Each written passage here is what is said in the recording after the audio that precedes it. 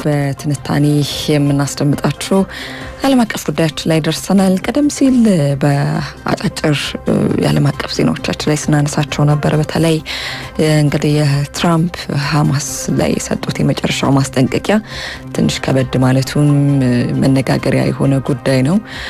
ወደ ጦርነት ሊያመሩ እንደሚችሉ ጋዛ ላይ መልእክታቸውን አስተላልፈዋል። ይህ ብቻም አይደለም። ቻይናም እንግዲህ ከአሜሪካ ከጦርነት ለመግጠም ችግር የለብኝም ማለቷም ተሰምተዋል። ለማንኛውም እንግዲህ ሐማስ የተሰጠው ማስጠንቀቂያ ምን ያክል ጠንካራ ነው? የትራምፕ ውሳኔስ ምን ያክል አካባቢው ላይ ያለውን ገጽታ አሁን ይቀይረው ይሆን የሚለው ጉዳይ እጅግ አሳሳቢ ይሆናል። ይህንን ጉዳይ በትንታኔ የሚነግረን ባልደረባ አባቱ መረቀ እዚህ ስቱዲዮ ያለ። እንዴት አደርክ አባት? ሁሉ ሰላም? እንዴት አደርሽ? ይሁን እንደምን አደራችሁ ተከበራችሁ አድማጮች? አለን እግዚአብሔር ይመስገን። እንግዲህ የትራምፕ ቆራጥ የሚመስለው ውሳኔ አሁን እየመጣ ይመስላል። አንድም ሰው አንድም የሐማስ ሰው አይቀርም እያሉ ይገኛሉና ምናልባት ከሐማስ ጋር ጦርነት ልትጀምር ይሆን አሜሪካ? የብዙዎች ጥያቄ ነው። እንደምታስታውሹ እንግዲህ እኔ ፕሬዝዳንት በሆን ኖሮ የዩክሬኑም የጋዛውም ጦርነት አይቀሰቀስም ሲሉ ከዚህ ቀደም በተደጋጋሚ ሲያነሱት እንደነበር አይዘነጋም። በእርግጥ የዩክሬኑን ጦርነት ለማስቆም እንግዲህ ደፋ ቀና እያሉ ይገኛሉ። ግን ከቻይናና ከዚህ በጋዛ ያለውን ጦርነት በዚህ አቋማቸው ለምን መጡ የሚለው የብዙዎች ጥያቄ ሆኖ ቀጥሏልና ጠንከር ያለ ማስጠንቀቂያ ነው የሰጡትና እንደምታስታውሹ ከዚህ ቀደም ወደ ስልጣን ገና ሊመጡ ሲሉ በመካከለኛው ምስራቅ በጋዛ ያለው ጦርነት የማይቆም ከሆነ በመካከለኛው ምስራቅ የገሃነም በሮች ይከፈታሉ ሲሉ ዝተው ነበርና ያንን አይነት ጠንከር ያለ ማስጠንቀቂያ ነው በትናንቱ በትሩዝ ሶሻል ሚዲያ ላይ ያሰፈሩት መልእክት የሚያመለክተውና ትራምፕ እንግዲህ የመጨረሻ ባሉት ማስጠንቀቂያ ታጋቾች በፍጥነት ካልተለቀቁ ሁሉም የሐማስ አባል ወደ መቃብር ይወርዳል ሲሉ ነው የዛቱት። ሐማስ ጋዛ ለቆ እንዲወጣም ክፉኛ አሳስበዋል ፕሬዝዳንት ዶናልድ ትራምፕ። እስራኤል በበኩሏ 2025 ዓመት አሁን የተጀመረው ማለት ነው የጦርነት ዘመን እንዲሆን መወሰኗን የጦር አዛዥ አስታውቀዋልና እንግዲህ የጋዛው ጦርነት በተኩስ አቁም ስምምነት ተደርሶ እንግዲህ የተወሰኑ የሰብአዊ እርዳታዎች ወደ ጋዛ መግባታቸውን ተከትሎ የጋዛ ነዋሪዎች ወደ ፈራረሰችው መንደራቸው እየተመለሱ ባሉበት ወቅት እስራኤል የ2025 ወይንም የተጀመረው ዓመት የጦርነት ዓመት እንዲሆን መወሰኗን ብዙዎችን እያነጋገረ ይገኛልና የጋዛ ህዝቦች ደግሞ የሰብአዊ እርዳታ ያለ እያሉ እየጮሁ እንደሚገኙ የፍልስጤም ባለስልጣናት እያሳወቁ ይገኛሉ ማለት ነው።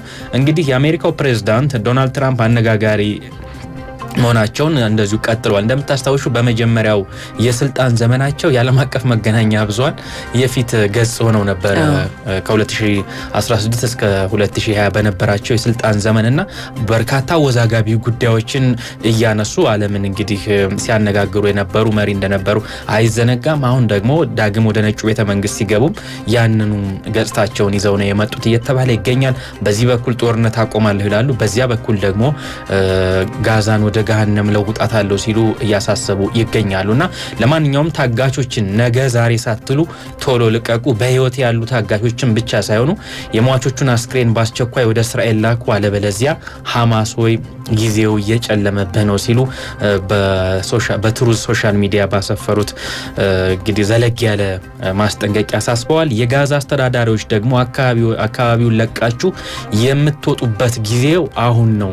የጋዛ ህዝብ ወይ ከፊታችሁ ጥሩ አጋጣሚ ቢኖርም ታጋቾች ካልተለቀቁ ግን ሁሉም ነገር አስከፊ ይሆናል ሲሉ በማህበራዊ ሚዲያ ገጻቸው ላይ አስፍሯል። እንደምታስታውሹ ይኸውል በዚህ የተኩስ አቁም ስምምነት ከተደረሰ በኋላ አዲስ እቅድ ይዘው መጥተው ነበር ዶናልድ ትራምፕ እና በዚህ እቅድ መሰረትም በጋዛ በፈራረሰችው ጋዛ የሚኖሩ ፍልስጤማውያን አካባቢውን ለቀው ወደ ሲናይ በረሃ ወይም ደግሞ ወደ ዮርዳኖስ እንዲሄዱ አሳስበው ነበርና ይህ ግን በሐማስ ወይም በፍልስጤማውያን ብቻም ሳይሆን የአረቡ ዓለም ሀገራትን ክፉኛ ያስቆጣ እንደነበር አይዘነጋም። ያንን ተከትሎ እንግዲህ የአረብ ሊግ ከሰሞኑ ካይሮ ላይ አንድ ስብሰባ አስቸኳይ ስብሰባ አድርጎ ነበርና እነዚህን ዜጎች የፍልስጤም ዜጎችን ወደ ሲናይ በረሃ አሊያም ወደ ዮርዳኖስ ከመላክ ይልቅ 53 ቢሊዮን ዶላር በማውጣት ጋዛን መልሶ በመገንባት ሂደት ላይ ብናተኩር የሚል የአረብ ሊግ ውሳኔ ማሳለፉ አይዘነጋምና የጋዛ ህዝብ ወይ ከፊታችሁ ጥሩ አጋጣሚ ይኖራል ብለው የተናገሩት ምንድነው እንግዲህ አሜሪካ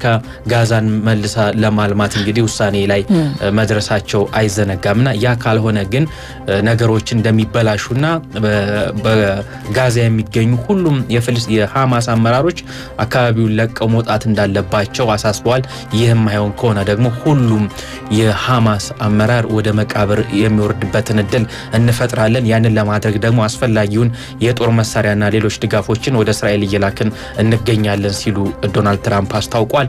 ይህ ደግሞ ለሐማስ ትልቅ የራስ ምታት ሆኗል። እንደዚሁም ደግሞ ላለፉት 16 ወራት እንግዲህ በጦርነት ውስጥ ለነበሩ የፍልስጤም ዜጎችም ሌላ የራስ ምታት ነው። ምክንያቱም ከሰሞኑ እስራኤል ወደ ጋዛ የሚገባውን የሰብአዊ እርዳታ ማገዷ እየተነገረ ይገኛል። ምክንያቱም የመጀመሪያው ዙር የተኩስ አቁም ስምምነት ተጠናቋልና በእርግጥ ቀደም ብለሽ አንቺ በዜናሽ እንዳነሳሽው አሜሪካ ከሐማስ ጋር ቀጥተኛ የሆነ ድርድር እያካሄደች ባለችበት ወቅት ነው ዶናልድ ትራምፕ ይህንን ሀሳብ ያነሱትና ይህን ማስጠንቀቂያ ለሐማስ የላኩት ማለት ነው።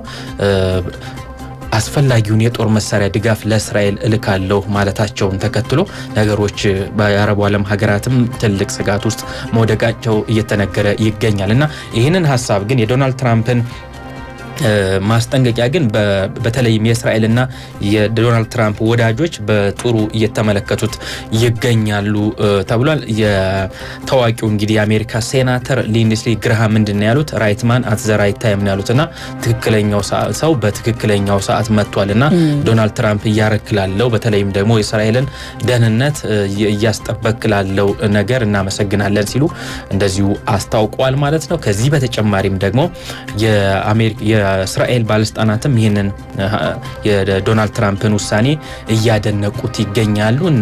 ሲሞትሪች ቤዛሌል ሲሞትሪችን ጨምሮ ሌሎች የፓርላማ አባላት የዶናልድ ትራምፕን ሀሳብ እንደግፋለን እና ታጋቾች በአስቸኳይ መመለስ አለባቸው ሲሉ እያስታወቁ ይገኛሉ። እስካሁን እንግዲህ 59 ታጋቾች በሐማስ እጅ እንደሚገኙ የእስራኤል ባለስልጣናት እየገለጹ ይገኛሉ። ምናልባት ከዚህ ውስጥ እንግዲህ 24ቱ ብቻ በህይወት ይኖራሉ ተብሎ ይታሰባልና ሌሎች ቀሪዎች ተገለዋልና ነገር ግን እስራኤልም እንደዚሁም የዶናልድ ትራምፕ አስተዳደርም እነዚህ የተገደሉ ዜጎች አስክሬናቸው ወደ ትውልድ ሀገራቸው መመለስ አለባቸው እያሉ ይገኛሉ። በነገራችን ላይ ከዚህ ከታገቱት 59 ሰዎች መካከል የአሜሪካ ዜጎች እንደሚገኙበትም ታውቋልና ለዛም ነው የአሜሪካ ሴናተሮችና ፖለቲከኞች የዶናልድ ትራምፕን ሀሳብ እያስታወቁ እየደገፉ የሚገኙት ማለት ነው። በመጨረሻ ቀደም ብዬ እንዳያነሳሁት ጉዳይ አለ 2025 የጦርነት ዘመን እንዲሆን እንፈልጋለን ሲሉ አዲሱ የእስራኤል የጦር አዛዥ እንግዲህ ማሳወቃቸውን ተከትሎ በርካቶች ስጋታቸውን እየገለጹ ይገኛሉ። አዲስ ወደ ስልጣን የሚመጡት የእስራኤል ጦር ከፍተኛ አዛዥ ሌተናል ጀነራል ዛሚር ናቸው ይህንን ሀሳብ የገለጹትና ምክንያቱም በሁለት የጦር ግንባሮች ደግሞ ትኩረት አድርገን እንዋጋለን ብለዋል። አንደኛው በጋዛ ያለውን ከሐማስ ጋር እያደረግን ያለውን ጦርነት እንገፋበታለን፣ ሌላኛው ደግሞ ከኢራን ጋር ግልጽ የሆነ ጦርነት ውስጥ እንገባለን ብለዋልና የዶናልድ ትራምፕ አስተዳደር እንግዲህ ይሄንን ሁለቱን ሀሳብ እንደሚደግፍ እየተነገረ ይገኛል። ያው ከኢራን ጋር ባለው ሰጣ ገባ እንግዲህ እስራኤልን በመደገፍ የኒኩለር ሳይቶች ጭምር እንዲመቱ የዶናልድ ትራምፕ አስተዳደር ይደግፋል ተብሎ እየተነገረ ይገኛል። ይህ ቀድሞ የገባት የሚመስለው ሞስኮ ግን ሩሲያ ኢራንና በአሜሪካ መካከል ያለው ልዩነት እንግዲህ ለማጥበብ ዲፕሎማሲያዊ ጥረቶችን እያደረጉ እንደሚገኙ የሩሲያው ፕሬዝዳንት ቭላድሚር ፑቲን በትናንትናው ዕለት መናገራቸው አይዘነጋምና ዶናልድ ትራምፕ አዳዲስ ነገሮችን እየፈጠሩ እንግዲህ ዓለምን ማሸበራቸውን ቀጥለዋል። አውሮፓም ከፍተኛ ስጋት ውስጥ ስለመሆኗ የፈረንሳዩ ፕሬዝዳንት ኢማኑኤል ማክሮን አሁንም እየገለጹ ያሉበት ሁኔታ አለ። ሌላው መግቢያሽ ላይ አንቺ እንዳነሳሽው ከቻይና ጋር የሚኖረው ፍጥጫ ነው። እንግዲህ የዩክሬን ጦርነት የሚቆም ከሆነ በሩሲያና በአሜሪካ መካከል ከቀዝቃዛው ጦርነት በኋላ የተጀመረው ሌላኛው ውጥረት ይቀዘቅዛል ወይም ደግሞ መፍትሄ ያገኛል ሲባል ነበር። ነገር ግን ወደ 2018ቱ የቻይናና የአሜሪካ የንግድ ጦርነት ውስጥ እየተመለሱ ያሉት ዶናልድ ትራምፕና የቻይና አቻቸው ፕሬዚዳንት ሺ ጂንፒንግ ዳግም ወደ ጦርነት ወደ ንግድ ጦርነት ብቻም ሳይሆን ወደ ፈለጋችሁበት ጦርነት መውሰድ ትችላላችሁ ስትል ቤጂንግ አስታውቃለች። ይህንን ተከትሎም ለቤጂንግ ምላሽ የሰጡት የአሜሪካው የመከላከያ ሚኒስተር ፔት ምላሽ ሰጥተዋል እና እኛም ከቻይና ጋር በማንኛውም መንገድ ለመግጠም ፈቃደኛ ነን፣ ለዛ ደግሞ አስፈላጊውን ዝግጅት እያደረግን እንገኛለን ሲሉ የመከላከያ ሚኒስትሩ የፔንታጎን ኃላፊው ፒት ሄግሴት አስታውቀዋል ማለት ነው። ይህ ሁሉ የሚያመላክተው እንግዲህ የፕሬዝዳንት ዶናልድ ትራምፕ አስተዳደር በአንድ በኩል ጦርነቶችን አቆማለሁ እያለ ነው፣ በሌላ በኩል ደግሞ እንደዚህ አይነት ግጭቶችን በማስፋት ዓለምን ለከፍተኛ ስጋት ይዳርጋል በሚል ተንታኞች እያነሱት ይገኛሉ። ይውል መልካም እንግዲህ ለዓለም ሰላም ያምጣልን ነው የሚባለው። መቼም ጦርነት ነጋሪ ዜናዎች በጣም የተበራከቱ ይመስላል። አባሱ እናመሰግናለን ያደረስከን መረጃዎች።